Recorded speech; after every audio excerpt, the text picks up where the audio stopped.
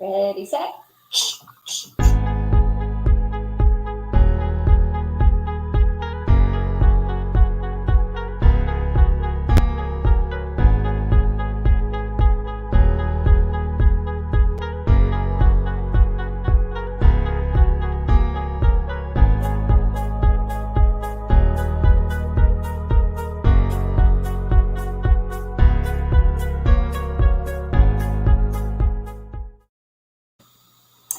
Hello, everybody. Welcome back. It's Laurie White with the Greater Providence Chamber of Commerce with another edition of Chamber TV. And today is episode number 132. And today we are talking about the fundamental human characteristic, the human trait of unconscious bias. We're going to have a fantastic discussion in just a few minutes with our featured guest. But before I begin, I want to remind everybody that we are live on Facebook, we are live on Twitter, and we are live on YouTube, and we welcome your comments in the chat box. So as you're listening to this conversation, if something sparks your mind and you're curious about something and you want us to dig a little bit deeper, just put it in the chat and we will make sure that we answer all of your questions. So our special guest today is Dr. Dionne Poulton, and Dr. Poulton is Vice President and Chief Diversity Officer within the entire Care New England health system. So Care New England is comprised of Kent Hospital, Women and Infants Hospital, and a few other specialty hospitals within the Care New England umbrella. So very, very prominent employer with a very prominent position here in the community, and we are very pleased to welcome you today, Dr. Poulton. So how are you? I'm doing well. Thanks for having me, Laurie. Good to be with you. Fantastic. So before we jump into it, can you tell us a little bit about your background and some of the things that you've worked on over the course of your career? Sure. I actually started off as a classroom teacher. I taught high school for about 6 years and also taught university for a few years as well. I kind of make a joke that this area of research kind of chose me. I didn't choose it, just based upon my teaching experiences that kind of led me to the area of diversity. And then, as you just shared, that human trait of unconscious bias kept showing up in the classroom and just in my life. And I said that actually prompted me to do some research. So this is actually the backdrop of my presentation today. So happy to present it with you. So what happened in the classroom? You say it kept cropping up and it was your calling, it was your passion, something was driving you to this work. Can you give us a few examples of what you saw when you were a classroom teacher? So, it's actually two things. One thing is there was a class of grade 9 boys that I had, and long story short, they went through about 3 other teachers, and then I was a first year teacher, and the principal asked me to take over the unruly class. And when I came into on the first day with the grade 9 boys, I said to them, "You're having a difficult time, but that doesn't matter anymore. Come to school on time, pull up your pants, do your homework, show me respect, and you'll have a good time." And what was interesting, at the end of that school year, I ended up winning Rookie of the Year. But what was interesting is one of the teachers came up to me afterwards and said that I was only successful with those kids because I was Black and because I was pretty. And I said, "Oh," I said, "so how do you explain the fact that the white kids did well, the Asian kids did well, the African kids?" I said, "I must be really pretty." But it kind of just led me to realize that there was something going on between the teacher-student transaction. And I always say to this day that there's always diversity and power in the room, regardless of where we are. And the second incident actually is a moment where I was the so-called culprit, where I moved to San Francisco. And based upon my experiences teaching a lot of Black boys who couldn't actually read and write in special education, I decided to volunteer at an after-school program to tutor in a diverse area. And I caught myself actually prejudging a young Black boy and was surprised that he can actually read and write. And so I realized that I had transferred, unbeknownst to me, I had transferred the bias that I had, or the learning experience or the context I had in Toronto to San Francisco, not even realizing that I was unfairly judging somebody in my own community, which actually led me to believe, as you just shared, that that there's something involuntary that's happening with respect to bias. And so that's why I was just curious and decided to do this research area. Interesting. I think it's because you told the kids to pull up their pants. I think that was a pretty effective directive. Yes, I have been. Yes, I do speak my mind. Yes. Okay, so let's fast forward to your present role and your research, and I will turn it over to you. But I just want to, throw this out and get your perspective on it before we begin, and sort of adopt the mindset, the universal mindset that we should all fundamentally acknowledge that we all have an unconscious bias, and it's part of the human condition. It doesn't matter who you are, where you are, what your background is, your training, your sensitivity. Every human being has an unconscious bias. Would you agree with that assessment? Absolutely. I mean, we all have the same beautiful brain, and there's something about the nature of the brain that allows us to function. So if we didn't have the ability to make associations, to make sense of the world, we would get lost going to work every day. We would lose our keys all the time and couldn't find them. So there's something about the way the brain is configured that allows us to actually remember things and make associations and assumptions, which is part of the process of how we function. But we get into trouble when we start to ascribe value to somebody, where we decide that somebody is less than or not worthy of love or attention based upon some superficial feature like race, gender, even LGBTQ status. So it's extremely important that we have to be cognizant of the fact that we do have that and the capability, regardless of who we are, and work on trying to mitigate those biases. And there's a way to do so. We can't eliminate them fully, but there's a way to be more consciously aware of what to do. Great. Well, I just wanted to set the stage for that, and so that we can all, essentially, quote unquote, forgive ourselves as we begin to learn more from you, Dr. Poulton. So I will turn it over to you to present your research. Thanks so much, Laurie. I appreciate that. Okay, so welcome to my presentation called Unconscious Bias at Work. Again, this is a presentation that's based upon my PhD research at the University of Georgia, and I graduated in 2011. Slide, thanks. So as Laurie just shared, Care New England actually is comprised of what we call 7 operating units that encompasses Kent Hospital, Women, Infants, Butler Hospital, the Providence Center. We have the VNA, the Visiting Nurses Association, the Care New England Medical Group, Integra, and also over 80 ambulatory sites across Rhode Island. So we have a lot of sites across Rhode Island. We do a lot of great work, and I would be remiss if I didn't mention Dr. James Finale, who's actually a board member with your chamber, and he's the president and CEO who I work very closely with at Care New England, and whose vision I actually essentially work towards or try to operationalize. Slide. So at Care New England, our mission is to be your partner in health, and our vision is to create a community of healthier people. And we have 3 core values that we live by: accountability, caring, and teamwork. And so we use those three areas to measure our conduct as employees, and also how are we treating our patients as they come in. So that's our standard of behavior that we follow. Slide. So at Care New England, our employees are encouraged to do the following. They're encouraged to commit to ongoing critical self-reflection, read their social identities, their beliefs, their assumptions, their biases, and positions of power and privilege. And this is a difficult thing to do, as we just talked about, Laurie, that, it's at some point, I believe as an adult, it's becoming an adult is kind of looking at yourself, interrogating the things that you believe, interrogating the things that you were taught, maybe when you're younger, that may not actually be working for you now that you're an adult, and really interrogating yourself. And the goal is to be the best version of yourself. We also encourage our employees, to expose themselves to people and narratives different than their own. So to engage in immersive activities. So they're encouraged to, rather than ordering from a Chinese food restaurant that's, I call it fufu shishi, want to go to Chinatown, want to have an immersive experience, visit a mosque, visit a synagogue, visit a cultural festival. There are things that you can do in order to get really great exposure to different people. And there's something called prejudice reduction. The only way that we can really reduce our prejudices is by having meaningful episodes of exposure with other people. We also encourage our employees to build their skills by seeking an internal and external professional development opportunities related to diversity, anti-racism, and social justice. That's what I just shared.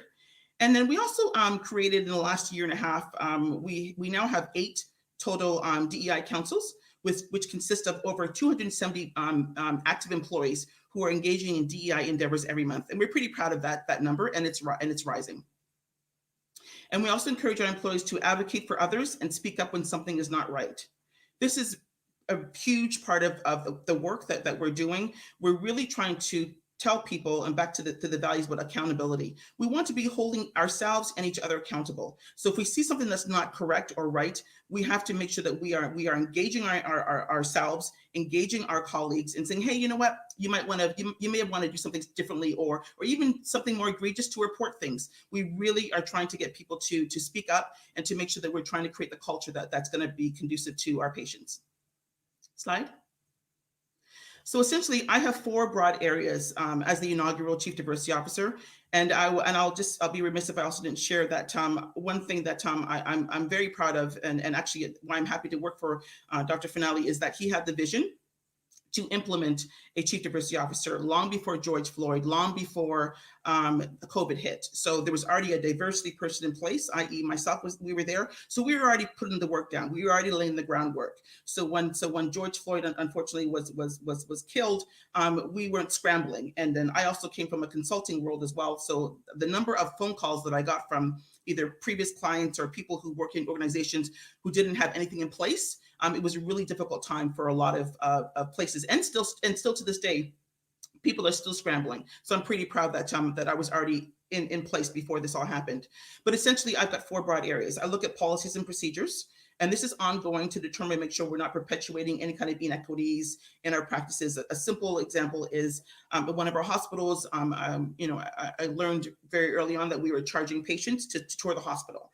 And then so if you kind of peel back the onion, you think, okay, so what if somebody can't afford to pay that fee? And if they're pregnant, what happens? They would choose either between their light bill or paying for the tour of the hospital. Which one would they choose? And that essentially would recreate health disparities and disadvantages. So I made the recommendation for that charge to be eliminated.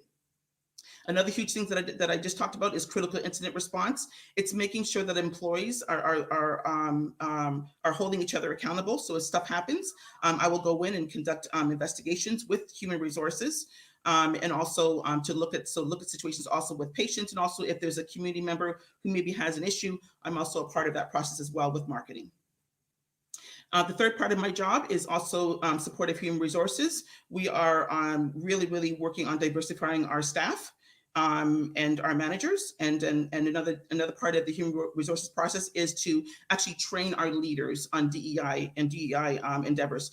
And a lot of times managers are often promoted because they're good at what they do, or they have the right education, but they haven't necessarily learned the soft skills, so to speak, or even know how to approach situations that involve diversity, which unfortunately can actually, if they're unattended, can end up putting the organization at risk. So we do a lot of trainings in that regard as well. And I also sit on search committees at the hospital, and also for Brown University, which is our new academic partner. So that's a huge piece of the work that I do. And lastly, as you know, I'm an educator, as I shared. So a lot of the work that we're doing is around education.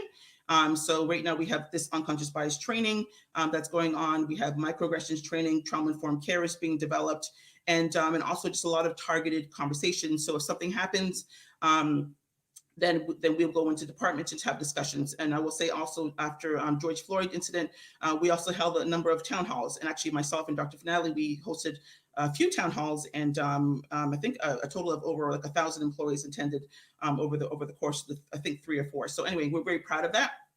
And that's essentially the work that I'm doing at Care New England Health System. Slide. So I'm here to talk about unconscious and conscious bias. So conscious bias is explicit bias that you can deliberately think about and report. It can be positive or negative. So for example, someone can say, I don't think a woman would make a good president. They are too emotional and nurturing. And I share that point because, interesting enough, I was in a training and it was a woman that said that about a woman becoming a president. And so it's important to share this piece because just through my years in this area, over 20 years in education, and also just being close to 50, I proudly share, that I've come to learn that because somebody looks a certain way, or because they have a certain identity, or because they have a certain title, does not mean that they're going to think a certain way. I take each person as individual.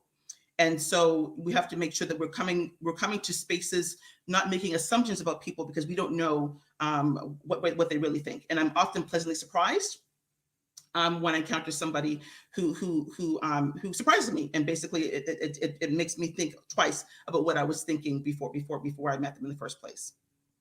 Another example is Black people are good at sports. That is a positive stereotype. However, what if someone's not good at sports? Similarly, as I said, I was as a classroom teacher, I did have Asian students who were not good at math. So what does that mean to students who are not good at math? And what kind of stress or burdens that put on people who cannot ascribe to the stereotypes? And I did ask the question here: what are stereotypes? Slide. So a stereotype is essentially painting with a broad brush. So put simply, it's looking at me and saying that, okay, now that you've met me on this journey, that all Black women are the same as I am, which is fundamentally crazy to even think. But unconsciously, we do often do that. We often do think, we do believe that because somebody is a certain way or belongs to a certain race or whatever, that we make assumptions about them. We automatically think that they are bad people or criminals or whatever it is. But that's why we have to keep continuously interrogate ourselves to make sure that we're not putting people in a particular box unfairly. Slide. Okay, so what is unconscious bias? It refers to the information, attitudes, assumptions, and stereotypes that affect the way we process information subconsciously. It occurs outside of our conscious awareness and control, and tends to be more prevalent than conscious bias. It can be at odds with one's own conscious values. So I can go back to what I shared earlier about moving from Toronto to California, and recognizing that I was unfairly prejudging a young Black boy. So that was against my conscious values. I'm a Black woman. My husband's a TV executive. My father was a very accomplished accountant. So where did I learn that? So clearly there was something going on. Other examples in terms of healthcare is assuming that a Black patient is on government assistance, or addressing a support person with a patient as a husband or wife. And we make that assumption that because somebody's with somebody, oh, that must be your husband and wife, but we don't know. We can't assume who somebody is in their affiliation. Slide. So where do biases come from? At any given moment, our brains are receiving 11 million pieces of information. However, we can only consciously process about 40 of those pieces. So to process the remaining 10,999,960, we rely on our subconscious, which helps us filter information by taking mental shortcuts. Our brains naturally categorize and make associations to help us make sense of the world. That's as I shared earlier. We learn bias from our family, our friends, and also the media. And biases are always likely to show up when we are cognitively busy or tired. And this is extremely important. And in these trainings, I often share an example when Kobe Bryant was killed in the helicopter crash last year. There was a reporter who was talking about the situation, and on air live, she said that Kobe Bryant played for the Los Angeles N-word. I'm not going to say it here, but you can Google it and you can see that what happened. And everyone would say, oh, well, she would never do that. Why would she do that on air? Why would she jeopardize her job? Because when you are cognitively busy or preoccupied or tired, that's when what you really think comes out. Which is why it's extremely important to do the work, as I shared earlier. Do the work outside of work. It's not enough to say, oh, well, I work with someone who's diverse. No, it's thinking about, where do you live? Who's your doctor? Where do you go shopping? Who do you invite over to your house for dinner? Where do you go to eat? If all those people look the same, you're living a life of lookalikes.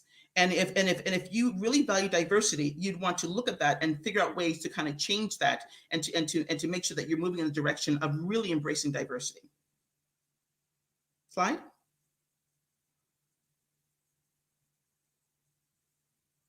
Sorry, slide.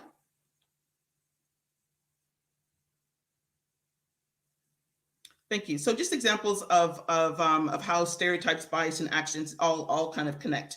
So the stereotype is Hispanic people are poor. The bias is this Hispanic patient won't follow up on taking an expensive prescription. So the action, a provider, other known as a nurse or physician, will choose a different treatment option without discussing with the patient. And so these are scenarios that we share with our employees to just to kind of interrogate what's happening. Sometimes we make those decisions. Slide. Another example is Black women are strong. The bias is this Black woman patient is being dramatic about her pain level. And the action is a provider does not listen to the patient's complaints and does not prescribe medication. And I will share here again my thoughts about coming to this work. I had this very thing happen to me. I had actually 2 C-sections. After my C-section, the nurse refused to give me my medication. And so I had to call my doctor, and my doctor had to say to the nurse, "What are you doing?" And I think he actually filed a complaint on my behalf. But I shared this piece because it actually was a Black nurse who refused to give me my medication. And at that time, when I was in Georgia, my physician was a white male. So again, we cannot assume that because someone looks a certain way, that they're going to behave a certain way. We got to take each person as an individual, and that's how I come to this work. Slide.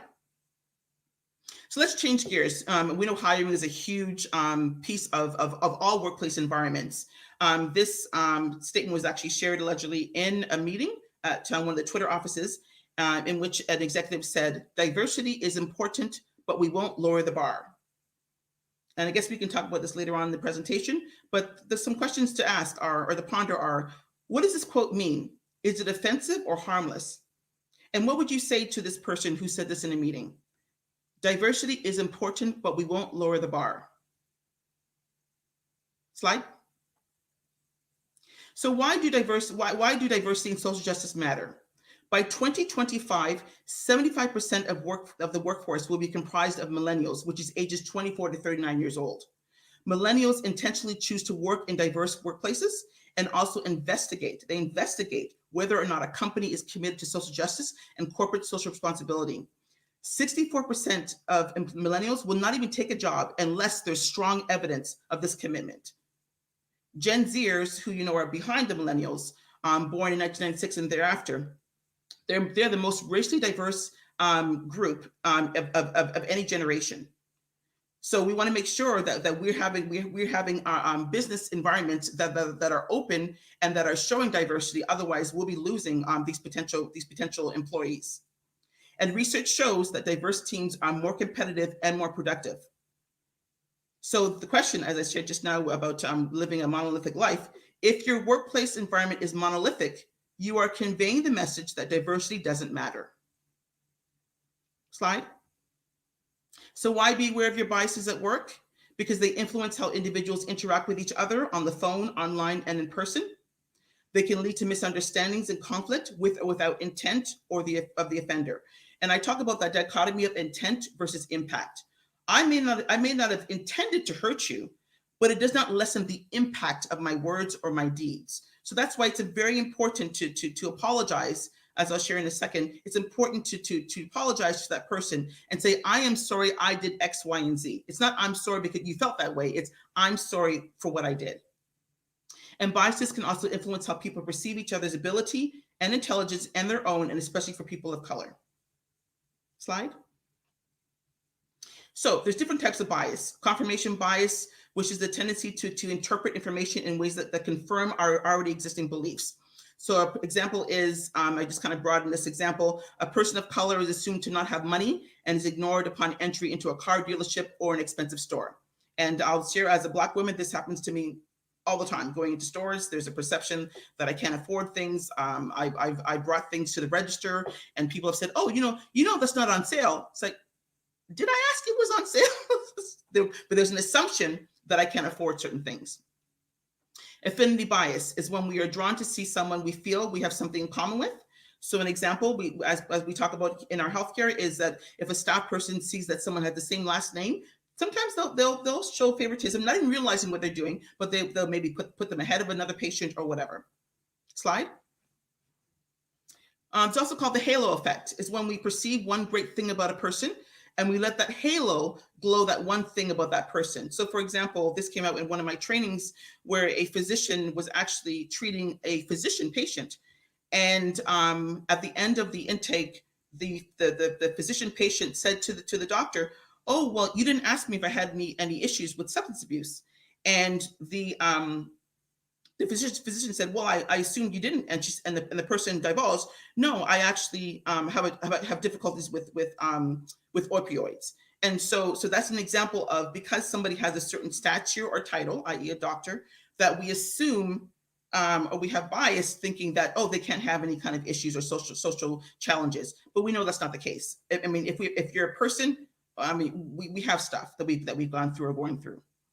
So opposite of the halo effect is the horns effect, is when we see one bad thing about a person and we let it cloud our opinions of others and their attributes. So example is when if a patient comes in regularly, especially into the emergency room at one of our hospitals, and they have a substance abuse issue, people have called them frequent flyers, which is a disparaging term, and just assuming that they're going to come in and not be in the right frame of mind or right condition.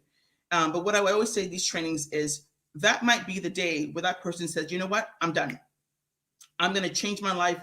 I've now overcome this drug issue, or whatever." And so imagine, as a provider, if you come in and you make that assumption that that person is still going to be in the same space they were yesterday, then that puts them back into a box. So I always ask all of us to think with a clean slate, be a clean slate. Even if we know this person, that might be the day that they come in and change their ways, because oftentimes behavior is a symptom of something happening behind the scenes, and it's our job to find, okay, what's happening, and try and treat that from within. Slide. Okay, so here's some research about biases that people have towards patients. So white male physicians are less likely to prescribe pain medication to Black patients than to white patients.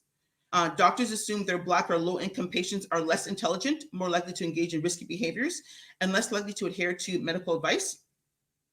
And pregnant women face discrimination from healthcare providers on the basis of their ethnicity and socioeconomic status.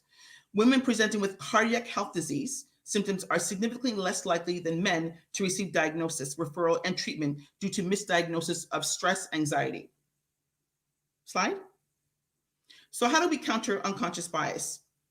Increase your intergroup contact. The more interaction with others, the less bias is held towards those groups. As I shared, that's prejudice reduction. Just go and engage in different activities that are outside of who you are and your identities. Challenge stereotypes and expose yourself to individuals and material that encourages positive images of people of color, LGBTQ, persons with disabilities, women, and immigrants, etc. We want to be exposing ourselves as much as possible to different people. And it's amazing what you can learn. And actually, the easiest thing to do is actually to engage your colleagues at work. Ask them to go out for a coffee or have a discussion with them. It's amazing and how fruitful the discussions are when you speak to people who are not like you, and what you can learn. Question the truths and narratives you hold. When reading or watching material, ask yourself, who is telling the story and what is their motive? So whenever we look at the news, read a newspaper, read an article, we should be thinking critically about who is writing this material. What are they trying to tell me? What information was omitted in order for this particular story to be made? And do some research. Oftentimes, especially if there's a news story, it's always great to look at differing places and see how it's reported. And sometimes the actual content or the meat of the story is actually left out, unfortunately, sometimes.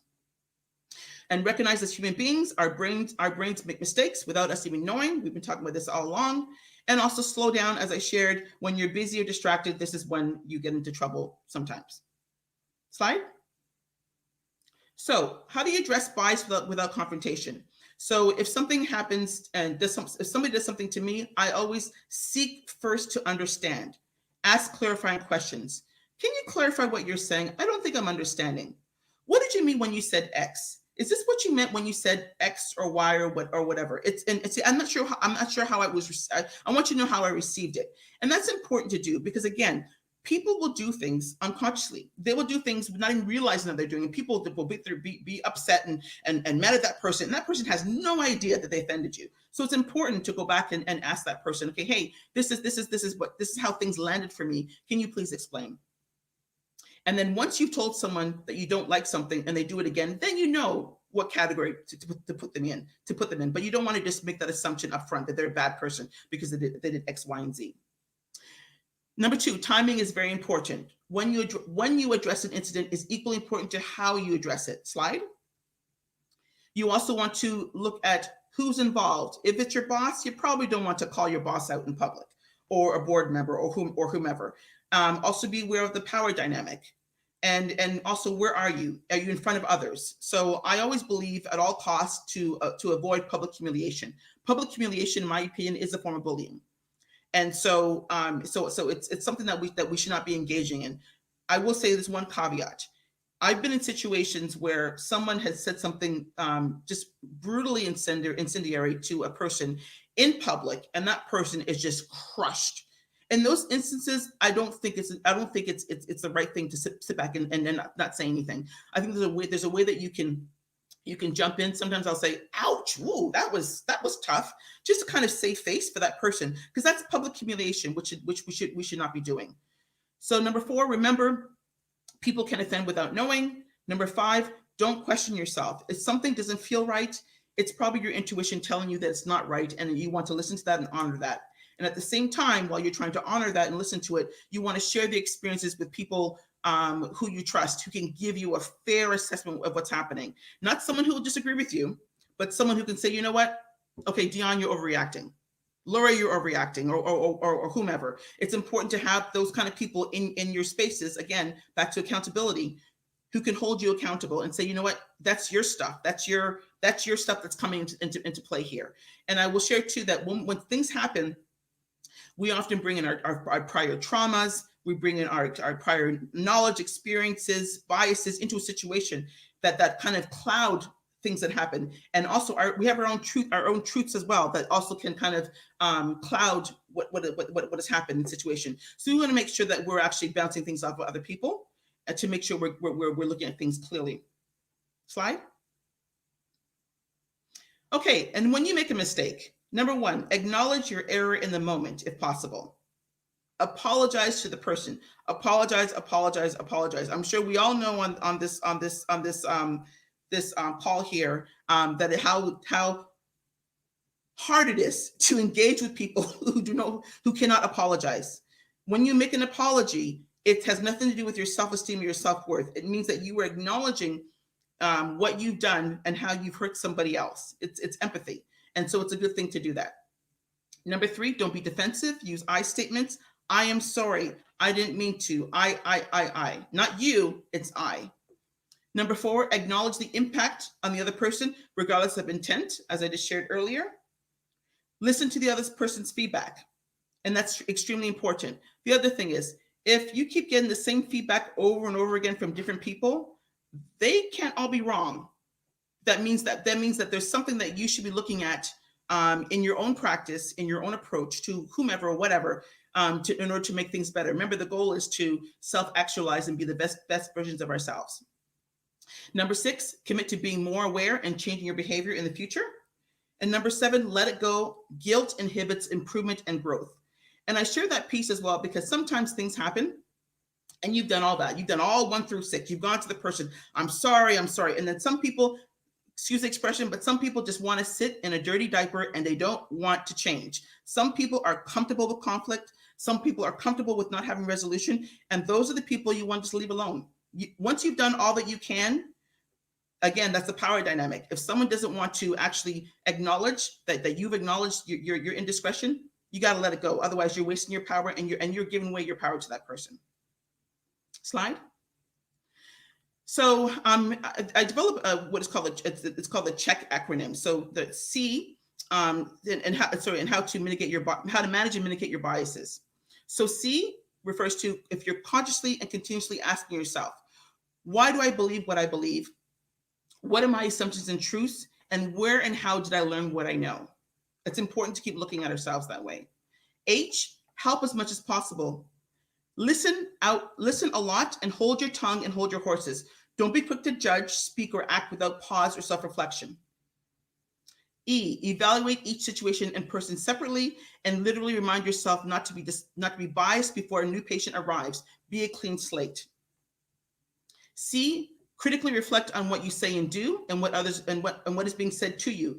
Can you detect any mistrust from your patients? So again, if a patient has a history of being othered, whether it's based on race, whether it's based on gender, LGBTQ status, if they have a history or a lived experience of being mistreated, oftentimes they will come into our spaces at Care New England and will assume that they'll be mistreated that way, just because that's what they've gone through. So we're always encourage our providers to try and mitigate that, and really call it out and say to the patients, you know what, I realize this is a challenging situation for you. I'm here to support you. You're in good hands. To kind of just break that ice open and let them know, you know what, I see you. I see what you go through on a regular basis, but you are safe here, and we're here to treat you properly, regardless of who you are. And lastly, K is kindness goes a long way. If you do not begin your care from a place of kindness, you will not build the trust of your patients, and they won't come back. And that's a lesson for any workplace environment. I will say, as a Black woman, there are times where I've gone into spaces where I've either been followed around or I've just been unacknowledged, and I will leave, and you lost my business. So it's extremely important that employees are reminded that kindness, first of all, it costs nothing, and that we should be treating everybody the same way, regardless of who they are. And that concludes my presentation. Thank you. Thank you very much, Dr. Poulton. That was really fascinating, thought-provoking, a lot to reflect on. And you went through a slide. So if we could go back to the question that the Twitter executive posed of, we are committed to diversity, but we are not going to lower the bar. So you indicated we could talk about that in a little bit more depth. So maybe I could ask our chamber team behind the scenes to go back to that slide and put it up, and Dr. Poulton, we can dissect that, if you will. Great. Thank you. So while they're doing that, what are your reflections on that, and what are, you asked a couple of questions. Is this something positive? Is it negative? Do we want to, what exactly does this quote mean? What was the senior VP of engineering? What was he consciously or unconsciously saying, he or she? Yes. See, go ahead. Okay. Does anybody want to chime in, or I can just take it? Yeah, let's see if there are any questions in the chat here, and so let's talk about it. Sure. So, in presenting this quote to several times, I've had maybe a handful of people that have said it's not offensive, but the overall belief is that it is an offensive statement, because essentially what it's saying is that it's first of all, it's saying that there's a bar there, a fictional bar, and it's saying that if we're going to go for diversity, we have to lower the bar. So the assumption is that hiring a diverse person means that you are lowering your standards and that you are lowering your expectations in order to meet that diversity criteria. So, and again, people say things unconsciously, and they convey they convey the real meanings behind what they're thinking. So allegedly in this scenario, the person who this was said to, a black executive, actually quit as a result of this conversation. And one thing I like to do is also provide substitutions, and if people don't necessarily see if something is kind of off. So if I said, women are important to hire, but we won't lower the bar, sometimes people are more easily, they can more easily see the offensiveness of a statement, because you add something else or gender in. So substitutions are always really great. And similarly, when we're in situations, it's always good to ask, so if this person did not look like this particular person, if this person did not look this way, would this have happened? Would this person, if this person looked a different way, would they have been treated differently or the same? And those are good things to do. We should always be substituting as leaders to make sure that things are being handled properly. So what would be an appropriate response? It depends. Sometimes people say things and you get completely caught off guard. But again, I would go back to what I shared. One of the last slides I shared is ask a clarifying question. What do you mean by what you just shared? This is how I received it. I think the potentially folks would wonder how to do it if you were speaking to, if you were a subordinate and this person was, an authority figure, or you reported up to this person. The dynamic of the reporting relationship and how to ask a clarifying question to someone who is potentially your boss. And that's a great point. And so, as I shared, there's, power and diversity are always in the room, and that's difficult if you're in a position and you're subordinate, and your boss or somebody higher up says something. It takes a lot of courage to speak up in the moment, but it doesn't mean the moment is lost.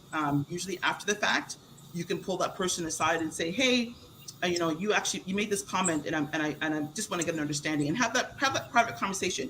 And anybody who has a level of introspection and again trying to better themselves and can self-reflect would actually welcome that kind of conversation, regardless of who it comes from. And I'm a firm belief, it doesn't matter if it's a CEO or if it's someone cleaning the floors. I mean, you can learn from people, you can learn from all people. And because you have a certain level of education, title, whatever, doesn't mean that you can't learn from somebody else. It doesn't mean that you're better than anybody else. And that's just my approach to life and my beliefs. So. Well, people might even be more terrified to do something like that, to do it one-on-one because of potential retribution and the like. So how would you coach someone to be relaxed in that kind of environment and to be able to do it?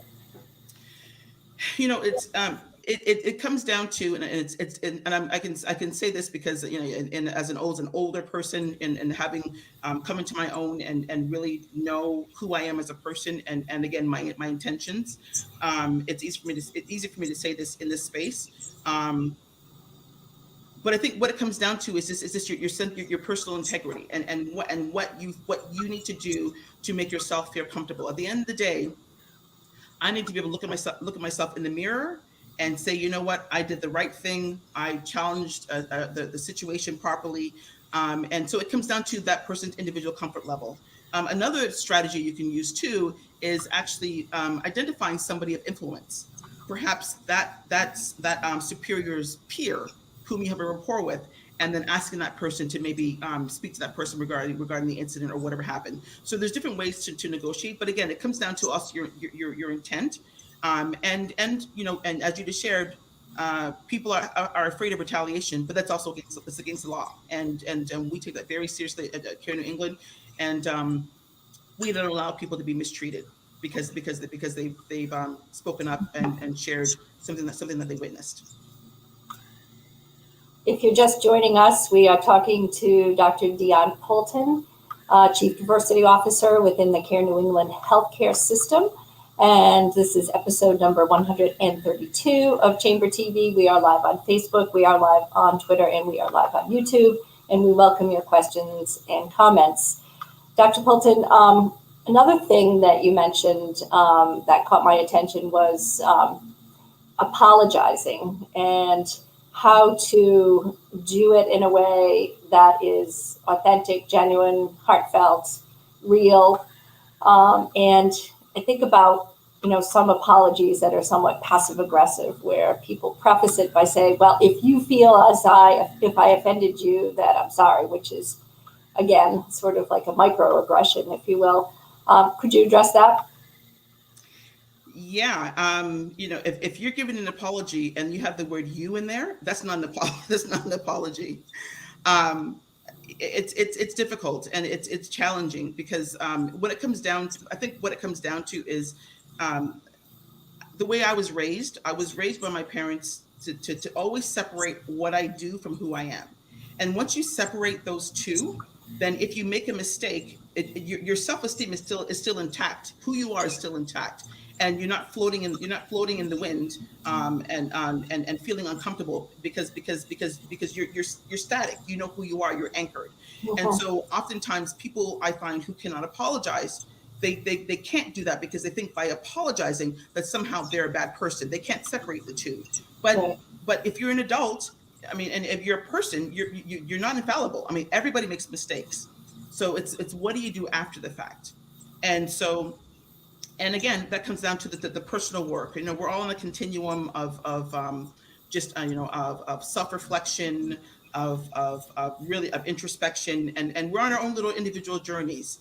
And I think it's important that especially as if you're a leader, that if you are in a position of authority and you cannot accept feedback and you get defensive, you're not creating a great environment, because you are the head of the department, and you are creating the environment that exists. And if your employees are kind of upset or whatever, or they're not productive, then that's the leadership. And it's important to look at that and look at yourself. In terms of microaggressions, I'm wondering if you see any differences over the course of the last year where a lot of people were working remotely. And I understand that within the Care New England healthcare system, the remote workforce was probably, far few than general, industry where it's not possible to work remotely when you are in healthcare. So, but just thinking about it largely, and whether microaggressions became more acute, you believe, in the workplace during the work from home, era, or did it ease up? Was it easier for people to not be subjected to microaggressions through a screen? What are your reflections on that? Well, that's an interesting question. So I'll define a microaggression first. So microaggressions are they're subtle, often unintentional insults that are conveyed to different types of people, especially people who are part of LGBTQ or people of color, or also women as well. Um, I would not necessarily say that they've increased or decreased since we're online, but they are prevalent. Wherever you, much like biases, microaggressions, they will happen, and especially one big piece of microaggressions that are there is power and privilege, which are present in those situations.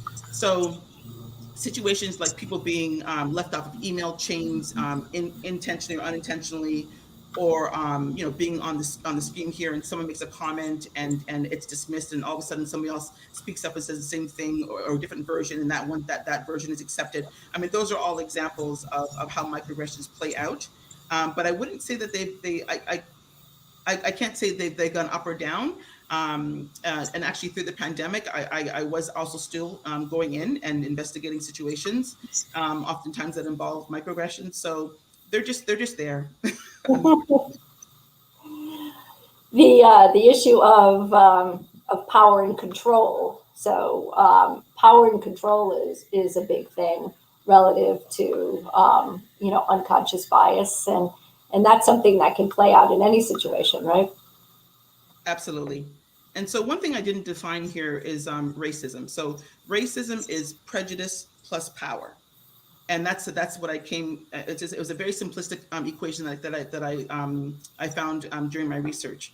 And so, if someone is a position of power and they've got a prejudice against somebody based upon race, then they have the potential. They can potentially be practice racism.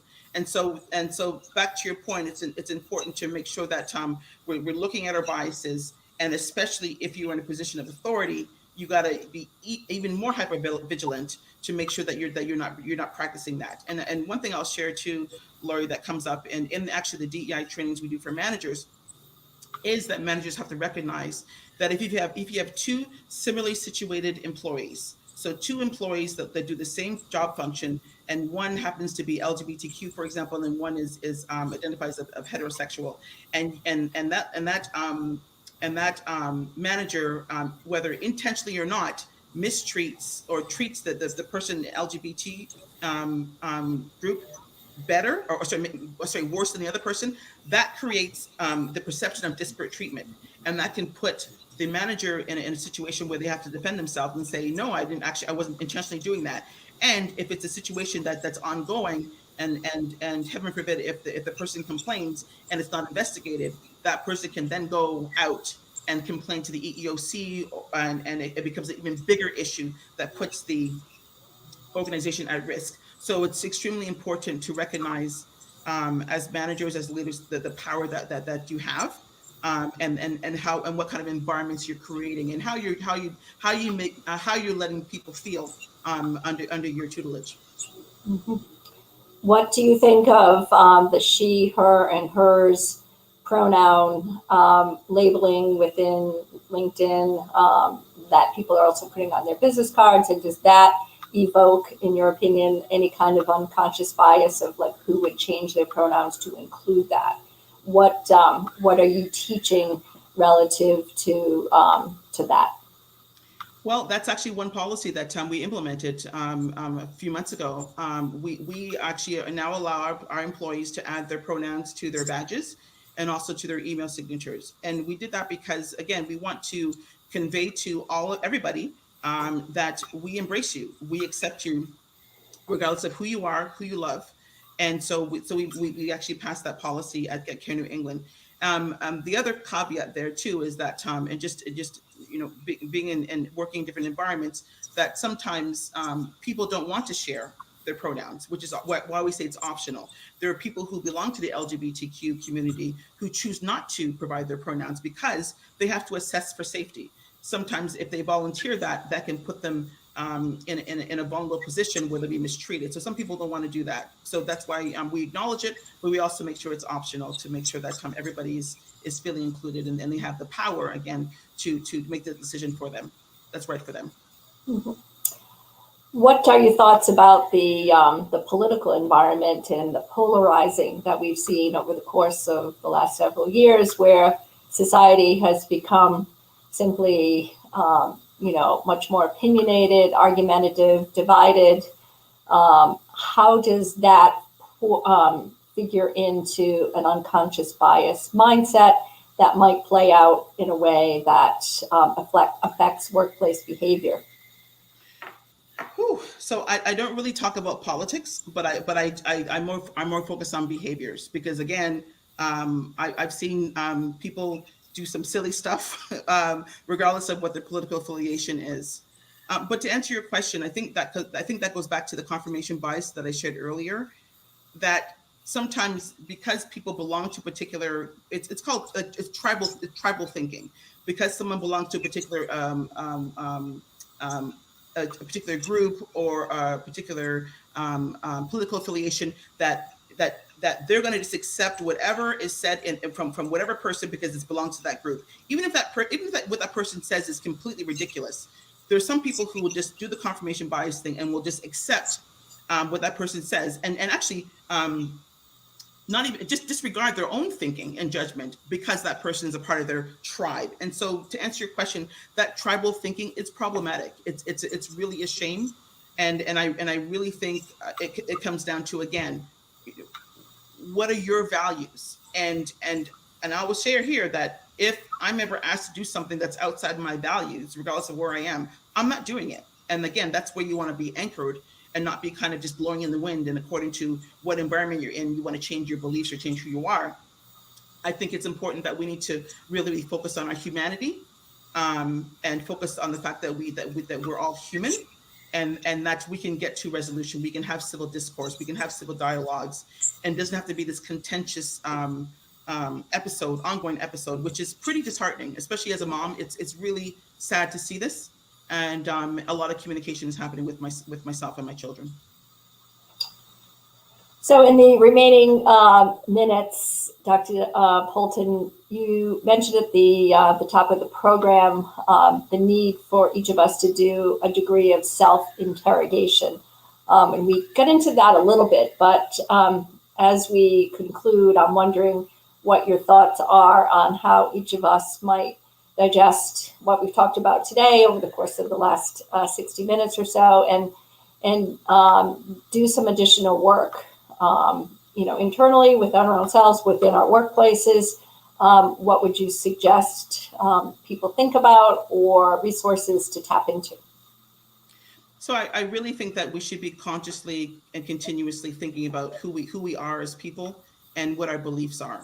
And oftentimes situations will come to us. I think spiritually, I'm not religious, but spiritually, I believe if things keep coming to you and situations keep happening, that means that's something you need to work on, you want to address. So I think it's important to keep thinking about, okay, why do I feel this way in situations? Why do I keep finding myself in this situation?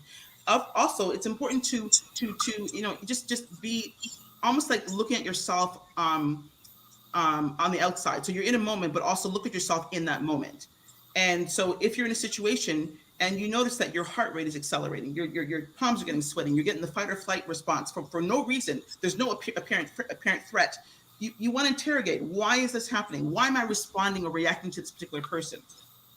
Again, I do agree that biases also can protect you. I'm a woman, and of course, if I'm in a situation and I'm alone or whatever, and in the dark, and I have that comes to me, of course, that's protectionism.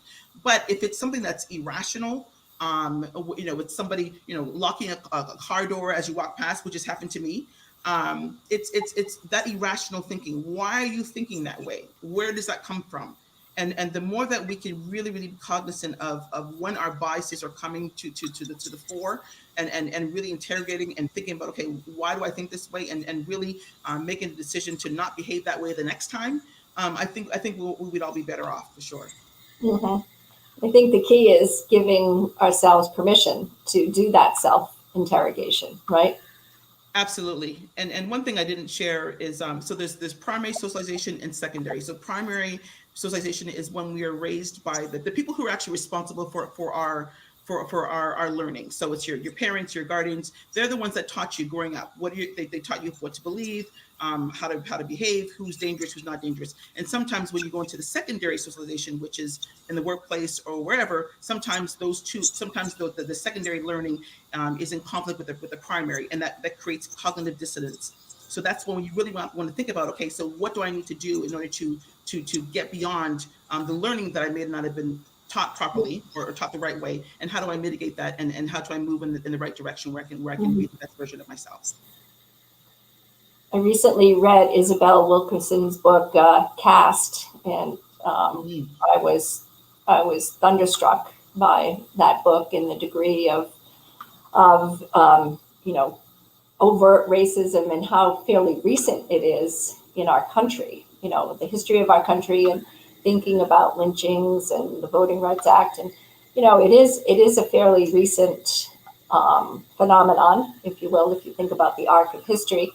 And it also, led me to believe, and you just sparked my thinking on this, but, people were raised to believe a certain thing, and then, taught it to their children, who taught it to their children, taught it to their children. So the cognitive dissonance that you just referenced, that takes a lot of work to unlearn something that you potentially learned from parents or grandparents or ancestors that was rooted in history. It does take a lot of work, and it's also scary for some people as well, because if we think about questioning how we are raised, that means we're also, to some degree, we're questioning our parents and our guardians. We're questioning what they were thinking, and sometimes people get defensive when asked to do that, or when they have to go in that direction. But again, nobody is infallible, and sometimes we teach our children things directly or indirectly. They get messages based upon how we behave and what we say. So I think as adults, we should be still just thinking about, hey, you know what, this might not be the right way to think, and that does not mean that my parents were bad. They did the best they could, but this is what I think I need to do in order to make things better for myself, and how I move through the world with different people. Yeah, the norms continue to evolve. So if folks wanted to learn more about your research, or learn more about the training and the work that you do, Dr. Poulton, what would you suggest would be a great way to learn from you and to reach out to you? Sure. So I can just share my email. My email at Care New England is dpoulton, POULTON, at carene.org. And I would welcome feedback and questions, and I'm always happy to connect with whoever. Well, thank you so much for sharing your insights with us. Really appreciate it. Really enjoyed the conversation. And We would love to have you back time and time again to continue to share some thoughts and insights and talk about what's going on in the workplace and your work at Care New England and elsewhere. So Dr. Dionne Poulton, thank you so much, and we will see you next time. Thank you so much, Laurie. Good to be with you.